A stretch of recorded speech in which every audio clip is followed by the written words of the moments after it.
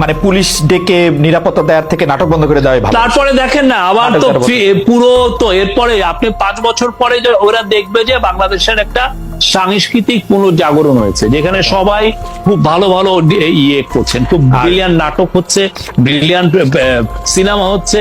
বাংলাদেশ খুবই একটা ফ্যান্টাস্টিক জায়গা কালচারালি, এবং আমি মনে করি সামনে আরো ভালো জায়গায় যাবে। আর শোরুম উদ্বোধন করতে যাওয়া বা মানে পাবলিকলি আসার ক্ষেত্রে নায়িকাদের ক্ষেত্রে তৌহিদি জনতার বাধা, ওইটি কিরকম?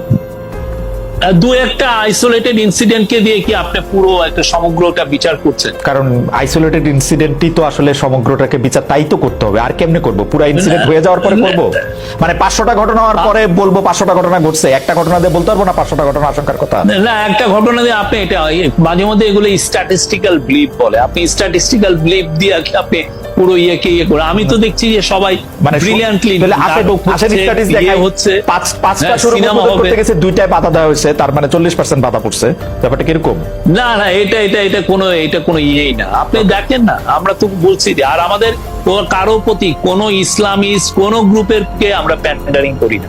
আমরা এসছি একটা মহৎ দায়িত্বে, রাষ্ট্র বিনির্মাণে যে গণ অভ্যুত্থান হলো তাদের ইয়েকে আমরা ধারণ করে আমরা এই কাজে আছি, যাদের স্পিরিটটাকে ধারণ করে। আপনি গতকালই এক সংবাদ সম্মেলনে শফিক ভাই নিজেই স্পষ্ট করেছেন জুলাই আগস্টের হত্যাকাণ্ড নিয়ে কোনো ঢালাও মামলা আপনি পছন্দ করছেন না। মামলার আরো একটি দিক হচ্ছে হত্যার বিচারের জন্য মামলা হয়েছে, এমন নিহত কাউকে খুঁজেও পাওয়া যাচ্ছে। এই বিষয়টা নিয়ে কিছু বলবেন কিনা?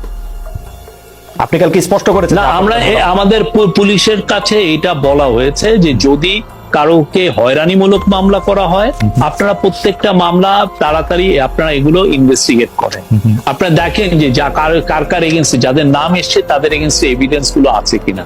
এভিডেন্স গুলো না হলে তাদের নামটা ফেলে দেওয়া হোক, এটা পুলিশকে সেই সেপ্টেম্বর মাসে এটা বলা হচ্ছে। ওকে, আপনি একটু পলিটিক্যাল অ্যানালিস্ট হিসেবে দেখবেন কিনা যে আওয়ামী লীগ সরকারের পতন আন্দোলনে কিন্তু সবাই আমরা একসঙ্গে ছিলাম, মানে বামপন্থী, মানে পলিটিক্যাল পার্টিগুলির কথা আমরা বলতেছি আর কি, যে আমরা তো ছিলামই পলিটিক্যাল পার্টিগুলি, বামপন্থী, বিএনপি, এমনকি বাম ধারার বুদ্ধিজীবী যারা আছেন তারাও অনেক ক্ষেত্রে সরাসরি আন্দোলনে অংশ নিয়েছেন, পুলিশের বুকের সামনে দাঁড়িয়েছেন, অনেক কিছু করেছেন। কিন্তু এখন তারা অন্তর্বর্তীকালীন সরকারের সমালোচনাই শুরু করেছেন, কিছু ক্ষেত্রে বিরোধিতা করছেন। কিন্তু আপনি যেটা বলছেন যে আপনার আলাদা করে কারো মানে কিছু বলা নাই, তাদের মানে ইসলামপন্থী ধর্মীয় বক্তা তারা কিছু কিছু বিষয় আপনাদের সমর্থন করেছেন, আবার কিছু কিছু উপদেষ্টা নিয়োগ আনতেন, এগুলি নিয়ে আবার মানে বিরোধিতাও করছেন। আপনারা এটাকে কিভাবে দেখেন? যে যারা আপনি তো মানে সোশ্যাল মিডিয়াতে অনেকে অনেক কথা লিখতেই পারে।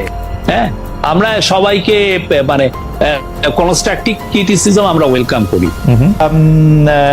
এইটা খেয়াল করেছেন কিনা যে এই সরকার আমলে যত বিচারক নিয়োগ দেওয়া হয়েছে উচ্চ আদালতে, আবার নিম্ন আদালতের গুরুত্বপূর্ণ জায়গায় যেসব বিচারকদের বসানো আছে, আপনি কি খেয়াল করেছেন যে এটা ওভার কম্পেনসেট করতে গিয়ে বিএনপি বা জামায়াতের খুব গুরুত্বপূর্ণ বা খুব মানে কি বলবো খুব নিবিড় ভাবে সম্পর্কযুক্ত লোকদেরই আসলে নিয়োগ দেওয়া হয়েছে কিনা, নাকি ঠিকই আছে ভালো লোকদের নিয়োগ দেওয়া? আমি এই পুরো 1-to-1 আমি বলতে পারবো না, বাট আমরা মনে করি যে আমরা যারা কম্পিটেন্ট তাদেরকেই নেওয়া হচ্ছে, সেটা আমাদের দৃঢ় বিশ্বাস।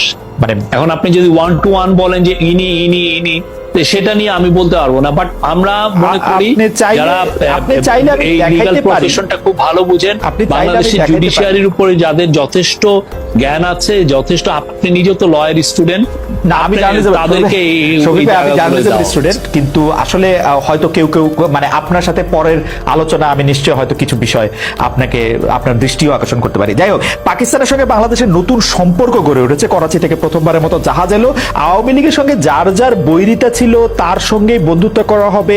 এইটা কি এই সরকারের পররাষ্ট্রনীতি, নাকি সরকার পররাষ্ট্রনীতিটা অন্যভাবে দেখছে? সবে আপনি কি দেখেন? না, সরকার পররাষ্ট্রনীতি এখানে প্রফেসর ইউনূসের এটা খুবই, উনি একটা, আমি এটা ওই যে আমার যে 9 পয়েন্টের মধ্যে এটা লিখেছি যে ফরেন পলিসিতে উনি নতুন ডিরেকশন এনেছেন।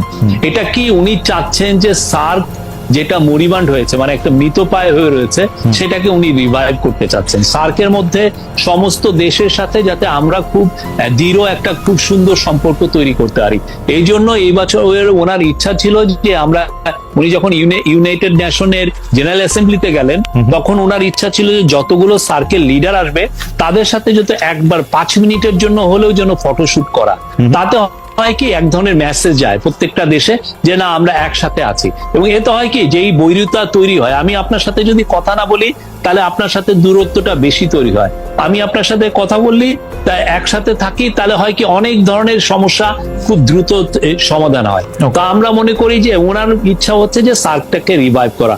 সেই আলোকে আপনি জানেন নেপালের থেকে 40 মেগাওয়াটের আমরা পাওয়ার আনছি ইন্ডিয়ান গ্রিড কে ব্যবহার করি। তো এটা উনি চাচ্ছেন সাউথ এশিয়া গ্রিড যদি হয় তাহলে এমনও হয় যে নেপালের 40,000 মেগাওয়াট বিদ্যুৎ ওরা উৎপাদনের ওদের অ্যাবিলিটি আছে, সেটাকে আমরা ট্যাপ করে বাংলাদেশে আনতে পারবো। সেক্ষেত্রে আমার কয়লা পুড়িয়ে মানে ফসিল ফুয়েল পুড়িয়ে তাহলে আর আমার বিদ্যুৎ আনতে হয়।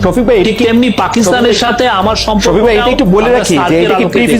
আর যে শিপের কথাটা বললেন সেই শিপটা কিন্তু দুবাই থেকে ছেড়েছে, জেবেল আলী পোর্ট থেকে ওইটা করাচিতে টাচ করেছে, পরে তারপরে চিটাং এ আসছে, চিটাং থেকে ইন্দোনেশিয়ার একটা পোর্টে গেছে, ওইখান থেকে মালয়েশিয়ার পোর্ট ক্ল্যানে যে এটার সমাপ্তি হয়েছে। তো এখন এটাকে ইন্ডিয়ান পত্রিকাগুলো যেভাবে বলছে সেটা তো একদম ভয়াবহ। ইন্ডিয়ান বলছে আমি সেই জায়গায় যাচ্ছি না, কিন্তু পাকিস্তানের সাথে বাংলাদেশের এডমিরালিটি ওই চুক্তি পুনর্ভাবে না লেখা হলে এটা আসা সম্ভব হতো না, যেহেতু এটা করাচি টাচ করেছে সেই জন্যই। সেটা অসুবিধা কি? পাকিস্তান আমার কোনো অসুবিধা নাই, আমার কোনো অসুবিধা নাই, আমার কোনো অসুবিধা নাই। আমার কাছে আমার খুবই সুবিধা লাগে, আমার কাছে খুব সুবিধা লাগে দেশের সাথে আমরা ভালো আমার খুব সুবিধা লাগে। কারণ হচ্ছে শেখ হাসিনাও তো ইমরান খানকে ফোন করেছিলেন, এক ধরনের কমিউনিকেশন ইনিশিয়েট করেছিলেন, সেটা হয়তো তিনি জারি রাখতে পারেন নাই, নানা ধরনের দুর্বলতা তার ছিল, সেটা আমার কোনো অসুবিধা নাই, আমার কাছে সেটা সুবিধাই মনে হয়। কিন্তু আমি যেটা জানতে চাইছিলাম যে মানে আওয়ামী লীগ যেগুলি করতে পারে নাই সেগুলি করার ব্যাপারে আপনার দায়িত্ব অনুভব করতেছেন নাকি সেগুলি এটা মানে অর্থনৈতিক না? এটা ধরেন আপনি পাকিস্তানের আপনি জানেন ইয়ার্ন খুব ওরা ব্রিলিয়ান্ট, ওদের ইয়ার্নে ওদের একটা কম্পিটিটিভ অ্যাডভান্টেজ আছে। আমি যেখান থেকে পণ্য আনলে আমি মিনিমাম সুবিধা পাবো আমি সেই জায়গায় যাবো। আমার ওই বৈরি আমি রেখে আমার লাভ নেই, আমার ইকোনমি তাতে হয়। আমার এই যে পেঁয়াজ আমি দেখছি যে ইন্ডিয়ার থেকে পেঁয়াজ আনলে আমার পাকিস্তানে এই বছর পেঁয়াজ ভালো হয়েছে, আমি যদি পাকিস্তানেতে কম দামে পেঁয়াজ আনতে পারি হোয়াই নট, আমি নিয়ে আসি। তা আমি এই যে আরেকটা দেশকে আমি ইয়েতে রেখে আমি ট্রেডের ক্ষেত্রে we want to be good friends of everyone. ওকে, শেষ প্রশ্ন, আপনি আপনার জায়গা থেকে যে নেপাল থেকে যে আপনি বিদ্যুৎ আনতে করতে বলছেন সেটাতে তো আসলে করিডোর হিসেবে ভারতের মাটি ব্যবহার করতে হবে, সে ব্যাপারে আপনাদের কথা হয়েছে কিনা ভারতের সঙ্গে? সে ব্যাপারে আমরা স্যার বারবার বলছেন যে উনি চান একটা সাউথ এশিয়া গ্রিড হোক। সাউথ এশিয়া গ্রিড হলে যেটা হবে যে নেপাল ভুটান আপনি জানেন ওদের যে নদীগুলোতে হাইড্রো ইলেকট্রিসিটি হওয়ার একদম পারফেক্ট জায়গা, এবং নেপাল একটা এস্টিমেট করে দিচ্ছে ওরা 40,000 মেগাওয়াট বিদ্যুৎ ওরা উৎপাদন করতে পারে, কিন্তু 40,000 মেগাওয়াট ওরা বিদ্যুৎ উৎপাদন করলে ওদের তো ওই মার্কেটটা নাই, এত বিদ্যুৎ ওদের লাগে। তো আবার যেটা বিদ্যুৎ ওরা বাইরে ভারতের কাছে বেচবে, আমরা খুবই ইচ্ছুক আমরা নিতে, ওরাও বিক্রি করতে চায়। আমাদের যেটা করতে হবে নেপালের সাথে আমাদের একটা দূরত্ব হচ্ছে 40 মাইলের মতো, রাইট? সেই জায়গাটা ইন্ডিয়ান গ্রিডটা, এবং আমরা ইন্ডিয়ার সাথে এই ব্যাপারে কনফিডেন্স উৎপাদন করলে সেটা ইন্ডিয়া কিনবে না কেন? ইন্ডিয়া তো আরো বেশি এনার্জি, ইন্ডিয়াও কিনছে, আমরা তো ওয়েলকাম করি, এই জন্যই সাউথ এশিয়ার গ্রিডের কথা।